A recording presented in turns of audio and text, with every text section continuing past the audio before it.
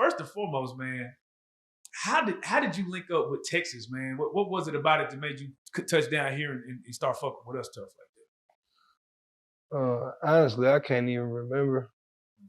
I'm trying to think about it right now, but whatever it was genuine. I think it started with me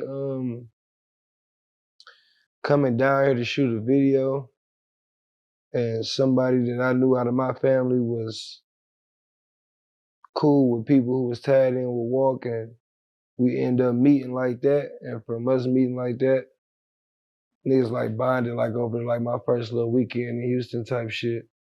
And shit, me and my brother DT, we kind of like fell in love with like the scenery, and plus I was still sipping lean like heavy back then, so it was lean everywhere, food everywhere. It's warm weather, you know what I'm saying? I wasn't hip to chopped and screwed music and swanging and none of that shit, so all that shit was intriguing to me, you feel me? And yeah, we was down here, we was living down here for like in the 6-7 months. We had a house in Sugar Hill. Yeah, Candyland, whatever the fuck that shit called, some shit like that. Little suburb in Houston, but yeah. How do you kick a lean habit, bro? Can you how does one go about kicking a lean habit? Man, that shit rough, bro. Yeah. It was rough.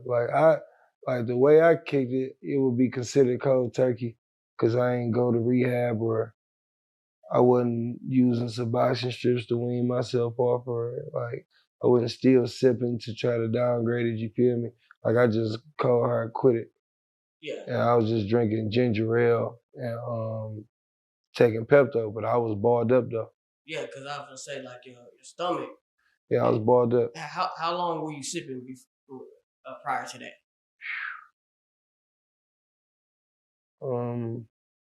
Consistently. I had been sipping altogether like 5 or 6 years, maybe, some shit like that. But heavily, like to where it got to the point to where I wanted to quit for like 3 years, like abusing it, you know what I'm saying? Deuce it better in a 24 ounce. Right. And what made you stop? Money. The money? Spending too much money. I just felt like I had bought a pint. I had bought the last pint lean I had bought. And you know, lean, like, it kept going up. Like the prices kept going up. That shit used to be real cheap. You know what I'm saying? But by the time I decided to start sipping, this shit wasn't cheap. Right. So, nah, it got very expensive. Nah, I was spending like $10,000 a week damn near. Right. Did you have anybody ever try to K-roll you, and did you go through that type of shit? And no, I ain't never got served no hit juice. Oh, okay. Anytime. And if a nigga did serve me some hit juice, he was a cold motherfucker. That's crazy. For real. But no, I ain't never been through that. I ain't never sipped no drink and almost croaked from it or no shit, you feel me? Or like seized up and nothing like that. I had a fucked up ass tolerance. That shit a gift and a curse. Mm. So I used to have to sip a lot any fucking way to even, you know what I'm saying? Hey man, look. See, look, you thought you was right there getting to the good part, your bitch ass, man.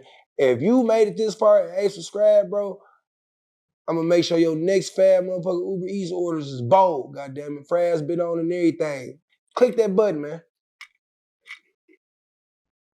Man, you know, when we think of Detroit, man, you one of them, the names that came through with the resurgence. You know what I'm saying? It's like, yeah, you have a style that I feel like can't be duplicated. It's like you having fun with the music. You know what I'm saying? Like when you came through, it just felt like you was having fun with the shit. Like, is that your style? Nah. Like when you be in the studio, do you just have fun? When I did me, I did me. You know what I'm saying? Like, and I still be trying to press my own issue now, like my narrative on how I think this shit's supposed to go. But like when I did me, when I did my big one, I did my big one. You know what I'm saying? Can't no nigga say they was right there neck and neck with me when I was cranking how I was cranking. Or it wasn't Scoob and another nigga when niggas was thinking about Detroit when I was going to, like, when I went up by myself.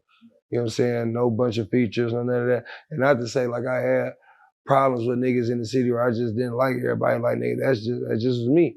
Like, I'd rather have dropped some shit with Skilla than drop some songs with one of you niggas, because if one of you niggas would have got a run, and I ain't got to say no name on shit like that, but like you see, like niggas that had their runs after I had my run, you feel me? You don't see no Sada Baby songs with them niggas, you feel me? You don't see no Sada Baby features, none of that type of shit. So rightfully so, when a nigga press rewind to when I had my run before niggas had their run, that's why you didn't see no such and such features with me, no such and such. You seen songs with me and Skilla. Like, and I was saying, so you found Skilla Baby? That's my little brother.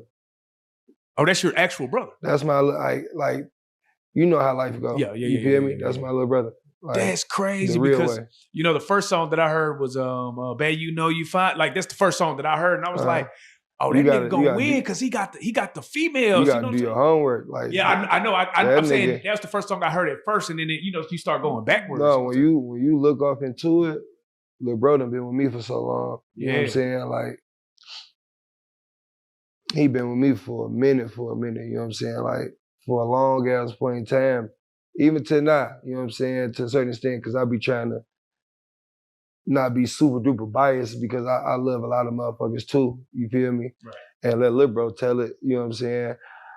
I love certain motherfuckers, like a lot of them, they're too much, you know what I'm saying? We done went back and forth on that, on who we think I love and who I think I don't love. But for a long point in time, all I gave a fuck about was my shit and him.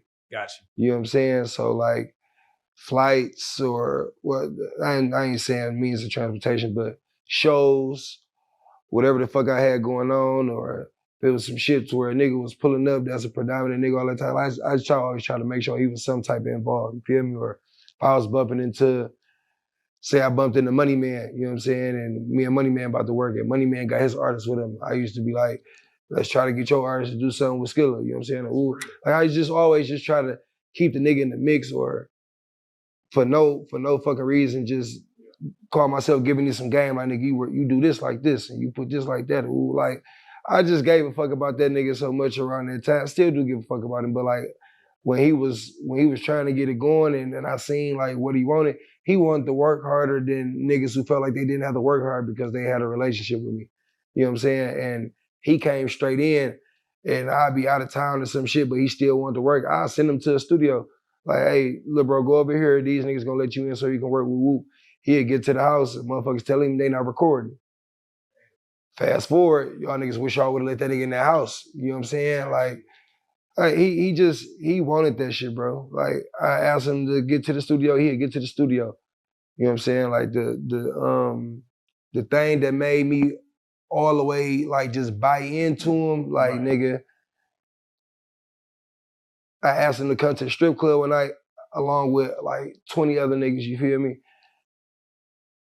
He was like the only nigga to show up, him and like 2 other motherfuckers, but how he showed up was what made me, was like, yeah, this little nigga the one, you feel me? He came fresh off of work. Yeah. You know what I'm saying? Straight Clothes up. still dirty. Nigga had an Eagles jersey on. I remember like it was yesterday, you feel me? Like, nigga, and he was in that bitch. And I'm like, yeah, bro. Like, yeah, you ain't fuck all that job shit, bro. You gonna do that. What was the Skilla Baby song that you felt like, you know, he's hot now, you know what I'm saying? But back then, what was the song that drew you to him? Womack and Mo shit. Mo, he know, like he know I like Mo shit just because that's the very first song, very first video of his I had ever seen. And the shit just was so sweet to me. And I'm like, damn, this shit was hard. You ain't even have like no lot of means to shoot the video. You know what I'm saying? But the song just was sweet. And then I think the shit that